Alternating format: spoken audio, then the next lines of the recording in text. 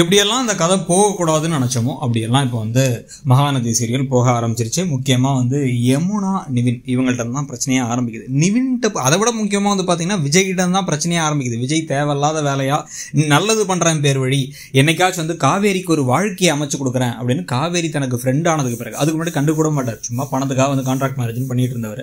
சரி ஓகே நம்ம ஃப்ரெண்டு மாதிரி ஆயிட்டாங்க அப்படின்னு கொடைக்கானலுக்கு பிறகு என்ன சொல்லிட்டாரு, நல்ல பொண்ணாக இருக்கா, அவள் வாழ்க்கையில் ஒரு கஷ்டம் இருக்கக்கூடாது, அதனால நீ வந்து அவளுக்காக வெயிட் பண்ணி அவளை எப்படியாச்சும் வந்து கல்யாணம் பண்ணிக்கப்பா தம்பி அப்படின்னு சொல்லிட்டு வந்து இது கான்ட்ராக்ட் மேரேஜ் அப்படிங்கிறத இப்போ நிவின் கிட்ட சொல்லியாச்சு. நிவின் உடனே பை நிறைய பணத்தை கொண்டு வந்து கொடுத்தாலும் அதெல்லாம் வேணாம்பான்னு சொல்லி திருப்பி அனுப்பிட்டார்.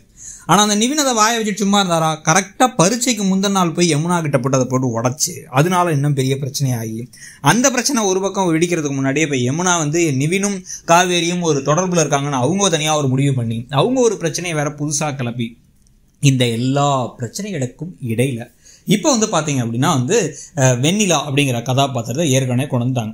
அதாவது இவருடைய முன்னாள் காதலி கல்யாணத்துக்கு முன்னாடி ஒரு ஆக்சிடென்ட்ல அவங்க புத்தி பேதலிச்சு போய் எல்லாத்தையும் மறந்துட்டாங்க. அவங்களுடைய அம்மா அப்பாவை கண்ணு முன்னாடி இழந்துட்டாங்க. அதனால தான் அவங்க காணாமல் போயிட்டாங்கிறது தெரியாமல் இவர் கொஞ்ச நாள் வந்து லவ் ஃபெயிலியரில் யாரையுமே நம்பாமல் இருந்த விஜய் இப்போ தான் கொஞ்சம் கொஞ்சமாக வந்து இன்னொருத்தங்களை நம்பலாம், இன்னொருத்தங்க மேலே காதல் வரான்னு இன்னைக்கெல்லாம் காரில் வந்து காதலை பற்றியே காதலோடு சொல்லிட்டு வர்றாரு.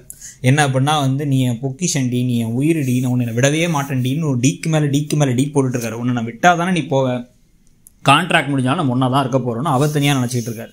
இதுக்காகவே ஒரு பெரிய வீட்டை வாங்கி அந்த வீட்டை வந்து காவேரி பேரை ரெஜிஸ்டர் பண்ணுறது எல்லா வேலையும் செஞ்சுட்டு இருக்காரு. ஆனால் இப்போ காவேரி என்ன நினைக்கிறாங்க, நம்மளை துரத்தி விடுறதுக்கு பிளான் போட்டு நம்மளை வந்து திருப்பி நிவின் கையில் ஒப்படைக்கலாம்லாம் அவர் நினச்சிட்டாருன்னா அப்போ இவருக்கு நம்ம மேலே காதலே கிடையாது, சும்மா நல்லவராக இருக்காரு, ஃப்ரெண்ட்லியாக இருக்காரு, நம்ம தான் தப்பாக நினச்சிட்டோன்னு முடிவு பண்ணிட்டு இருக்காரு. இந்த சமயத்தில் நிவேதா தான் வெண்ணிலா, அதாவது அந்த ஆசிரமத்தில் இவங்க பார்த்த அந்த நிவேதா, இவங்க வந்து அங்கே யாராவது பார்க்கவே பாவமாக இருக்குன்னு 2-3 தடவை நினச்ச ஒரு ஆள், அதுதான் வெண்ணிலாங்கிறது இவருடைய ஃபோனில் அந்த ஏற்கனவே வெண்ணிலான்னு ஒரு ஃபோட்டோவில் டெலீட் பண்ணாமல் வச்சிருக்காருல அதுலேருந்து ஃபோட்டோஸ் எல்லாம் பார்த்து ஐயோ இவங்க தான் நான் யோசிச்சேன். இப்போ இவங்களுக்கு என்ன தோணும், நமக்கு ஒரு வாழ்க்கையை அவர் அமைச்சு கொடுக்குறேன்னு நினச்சிறாரு. என்ன அப்படின்னா வந்து ஒரு வேலையும் கொடுத்து ஒரு வீடையும் வாங்கி கொடுத்து ப்ளஸ் வந்து பார்த்தீங்க அப்படின்னா வந்து நம்மளை வந்து பிடிச்சிருக்கோ பிடிக்கலையோ நிவினை நமக்காகலாம் வெயிட் பண்ண சொன்னார்ல, அப்போ அதே மாதிரி கான்ட்ராக்ட் முடிஞ்ச அப்புறம் அவருக்கு ஒரு வாழ்க்கை வேணும்.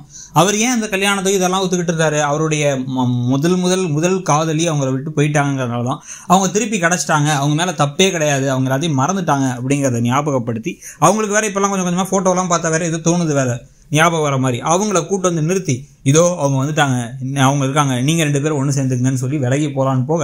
ஆனால் இவங்க மனசில் அவர் இருக்கார், விஜய் தான் காவேரி மனத்தில் இருக்காங்க, விஜயோட மனசில் காவேரி தான் இருக்காங்க.